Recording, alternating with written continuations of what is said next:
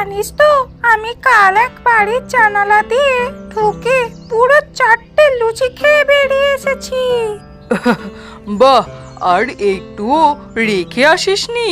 না রে, আমি তো ক্লিন অপারেশন করি, ঢুকি, খাই, উড়ে যাই, কেউ টেরই পায় না।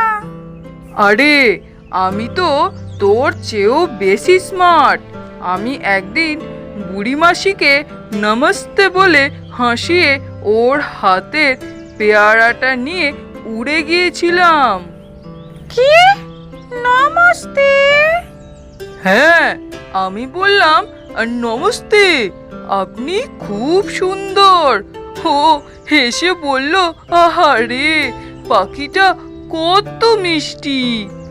আর আমি তখনই তরাম করে কামড় বসালাম পেয়ারায়। তুই তো অভিনেত্রী, এবার তোকে সিনেমায় নামতে হবে, পেয়ারা চড়িনি চম্পা। আর তোর নাম হবে লুচির লোভী লাল মিঠু।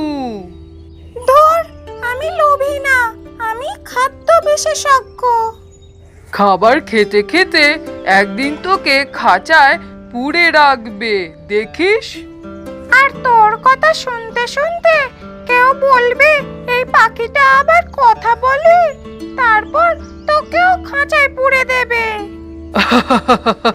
চল দুজন মিলে একটা রেস্টুরেন্ট ঘুরে আসি, কে আগে খাবে সেটা দেখে নি।